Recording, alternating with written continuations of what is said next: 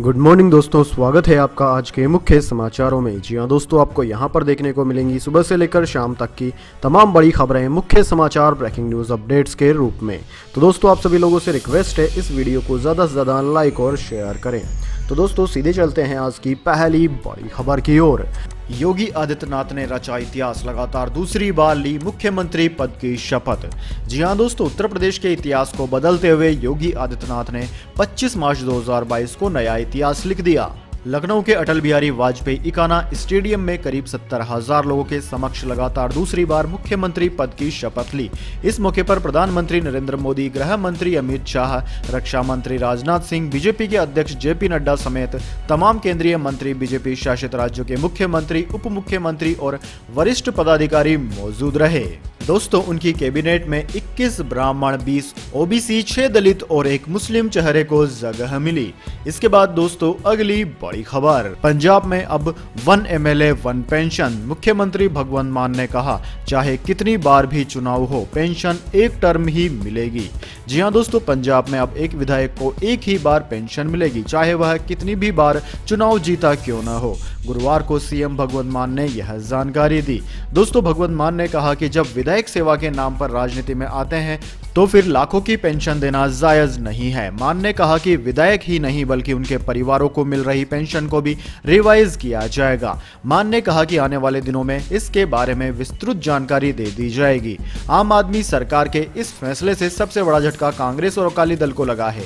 Prakash Singh Badal, captain Amarinder Singh के अलावा राजिंदर कौल भट्टल समेत अकाली दल और कांग्रेसी दिग्गजों को इससे बड़ा झटका लगा, जिन्हें कई बार विधायक रहने की वजह से लाखों रुपए की पेंशन मिल रही थी।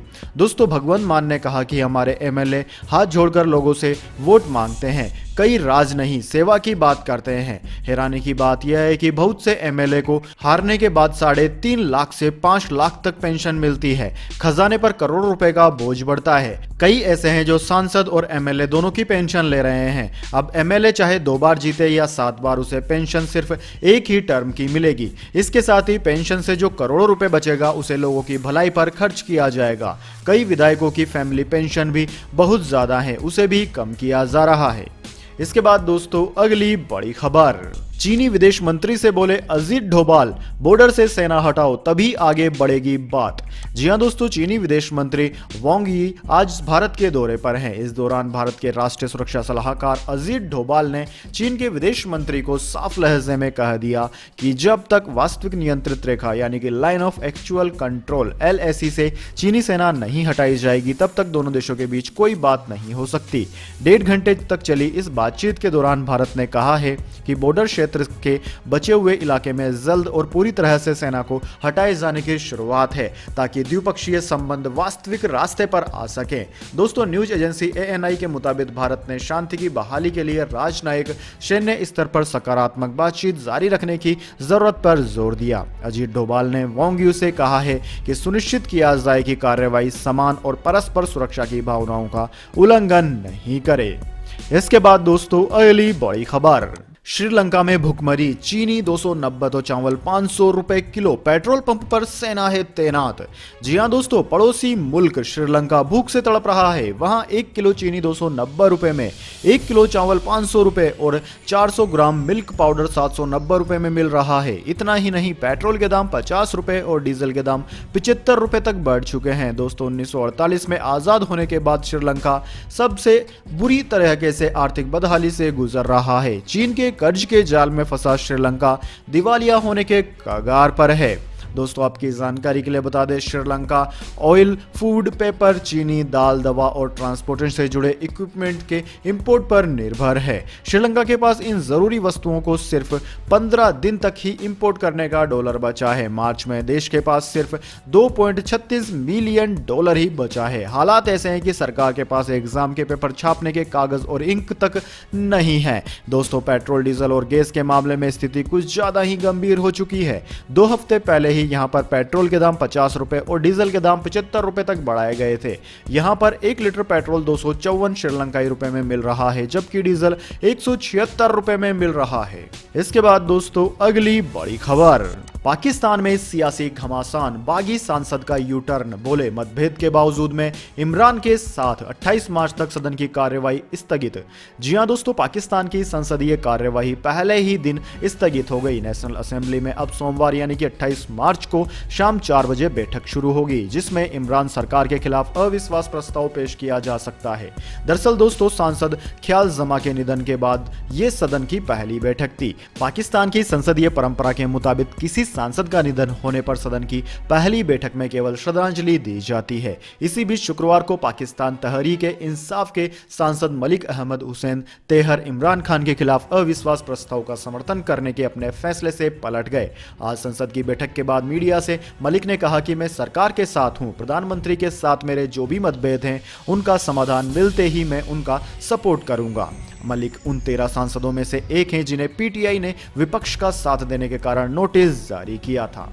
इसके बाद दोस्तों, अगली बड़ी खबर एक्शन और इमोशन से भरपूर है RRR। अजय देवगन, आलिया भट्ट है फिल्म का सरप्राइज पैकेज।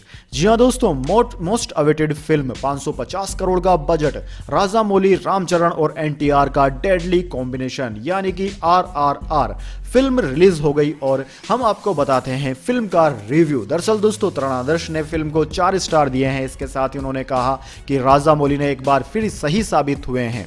RR एक बड़ी हिट फिल्म है जिसमें आपको देशभक्ति और भरपूर इमोशन देखने को मिलेगा। फिल्म में इतना पोटेंशियल है कि यह एक ब्लॉकबस्टर हिट होगी। सुमित ढकेल ने भी फिल्म को 4 स्टार दिए। उन्होंने कहा कि फिल्म माइंड ब्लोइंग एक्शन और देशभक्ति से भरपूर है। फिल्म कमर्शियल ब्लॉकबस्टर है और इसका इंटरवल और क्लाइमैक्स रोंगटे खड़े करने वाला है। रमेश बाला ने कहा कि यह फिल्म हर सेंस में एंटरटेनर है और राजामौली ने एक बार फिर से बता दिया है कि वो स्टोरी टेलिंग के मास्टर है। जूनियर एनटीआर और रामचरण ने खूब कमाल का काम किया। रमेश ने फिल्म को 4 स्टार दिए हैं। इसके बाद दोस्तों, अगली बड़ी खबर, बेअदबी का मुख्य आरोपी राम रहीम। आम आदमी पार्टी सरकार बनने के बाद 2 नए केस में घिरा बाबा, चुनाव में अकाली दल और बीजेपी को दिया था समर्थन। जी हां दोस्तों, पंजाब में बेअदबी के पीछे डेरा सच्चा सौदा प्रमुख बाबा राम रहीम है। पंजाब में आम आदमी पार्टी की सरकार बनने के बाद पुलिस ने राम रहीम को 2 और केस में मुख्य आरोपी के तौर पर नामजद किया। इनमें विवादित पोस्टर लगाने और श्री गुरु ग्रंथ साहिब के पावन अंग मिलने का मामला शामिल है। फरीदकोट कोर्ट ने अब डेरा मुखी को 4 मई को पेश होने के आदेश दिए। यह पेशी वीडियो कॉन्फ्रेंसिंग के जरिए होगी। बाबा अभी हरियाणा के रोहतक स्थित सुनारिया जेल में बंद हैं। दोस्तों, दिलचस्प बात यह है कि राम रहीम के डेरे ने पंजाब विधानसभा चुनाव में अकाली दल और भाजपा का समर्थन किया था। उस वक्त यह भी चर्चा थी कि चुनाव में समर्थन के लिए ही राम रहीम को खास तौर पर 21 दिन की फरलो दी गई है। हालांकि भाजपा 2 और अकाली दल इस चुनाव में 3 सीटें ही जीत सका। वहीं आम आदमी पार्टी ने 117 में से 92 सीटें अपने नाम की। इसके बाद दोस्तों, अगली बड़ी खबर, ओमिक्रॉन BA.2 का सब वेरिएंट ढा रहा है कहर। दुनिया भर में 1 महीने में आए 86% केस। दुनिया के कई देशों में इन दिनों कोरोना वायरस संक्रमण फिर से बढ़ने लगा है। इन देशों में कोरोना के बढ़ने का अहम कारण ओमिक्रॉन के सब वेरिएंट को माना जा रहा है। नए सब वेरिएंट BA.2 के कारण यूरोप में बेहद तेजी के साथ कोरोना के मामलों में इजाफा हो रहा है। अब विश्व स्वास्थ्य संगठन यानी कि WHO ने साफ कहा है कि 16 फरवरी से 17 मार्च के बीच विश्व में जितने भी कोरोना केस आए हैं उनमें ओमिक्रॉन के इस सब वेरिएंट के ही अकेले 86% मामले हैं। दोस्तों, WHO ने यह जानकारी अपनी एक रिपोर्ट में दी। अपनी रिपोर्ट में उसने कहा कि 16 फरवरी से 17 मार्च के बीच दुनिया में आए कुल मामलों में 13% मामले पहले के वेरिएंट BA.1 और BA.1.1 के थे, जबकि विश्व स्वास्थ्य संगठन ने कहा कि ओमिक्रॉन का BA.2 वेरिएंट पहले से ही अमेरिका में बढ़ रहा है। इसके साथ ही 2021 के अंत से ही पूरी दुनिया में इस वेरिएंट के केस में बढ़ोतरी हो रही है। यह अफ्रीका, एशिया, यूरोप और खाड़ी देशों में देखने को मिल रहा है। इसके बाद दोस्तों, अगली बड़ी खबर, फिर बढ़े पेट्रोल डीजल के दाम। 4 दिन में 2.4 रुपए प्रति लीटर महंगा हुआ तेल। जी हां दोस्तों, आपने बिल्कुल सही सुना। तेल की कीमतों में बढ़ोतरी का सिलसिला चुनाव के खत्म होते ही जारी हो चुका है। रूस यूक्रेन युद्ध के बीच अंतर्राष्ट्रीय बाजार में क्रूड के बढ़ते दामों का असर अब भारतीय बाजारों में भी दिख रहा है, जहां तेल कंपनियां लगातार अपने दामों में इजाफा कर रही है। पिछले 3 महीनों से तेल के दाम स्थिर थे, लेकिन जैसे ही चुनाव खत्म हुए और चुनाव के रिजल्ट डिक्लेयर हुए, अब कीमतें बढ़ना चालू हो गई है। दोस्तों, पिछले पिछले 4 दिनों में पेट्रोल डीजल के दामों में तीसरी बार इजाफा हुआ और एक बार फिर से पेट्रोल डीजल के रेट्स 80 पैसे प्रति लीटर बढ़ा दिए गए। कुल मिलाकर 4 दिनों में पेट्रोल और डीजल करीब 2.5 रुपए महंगा हो चुका है। दोस्तों, आज राष्ट्र राजधानी दिल्ली में पेट्रोल 80 रुपए की वृद्धि के बाद 97 रुपए 81 पैसे प्रति लीटर हो गया, जबकि डीजल 89 रुपए 7 पैसे प्रति लीटर पर बिक रहा है। दोस्तों, देश की आर्थिक राजधानी मुंबई में पेट्रोल 112.51 रुपए प्रति लीटर जबकि डीजल 96 रुपए 70 पैसे प्रति लीटर बिक रहा है। सोचा था तालिबान बदल गया है, लेकिन अफगानिस्तान हमारे लिए जेल बन चुका है। स्कूल बैन होने पर अफगान लड़कियों का दर्द।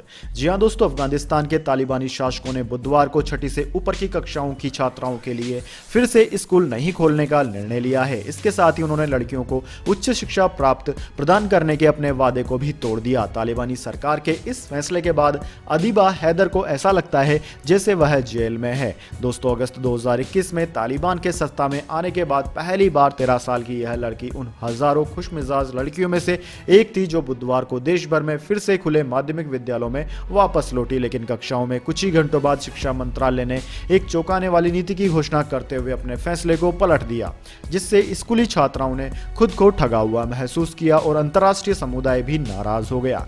राजधानी काबुल के अल फतह इस गर्ल्स स्कूल में कुछ समय के लिए लौटी अदीबा ने कहा कि केवल मैं ही नहीं बल्कि आपने जिस किसी से भी पूछा है वह मानता है कि तालिबान बदल गया है, लेकिन उनका यह फैसला उनकी क्रूरता को दर्शाता है। इसके बाद दोस्तों, अगली बड़ी खबर।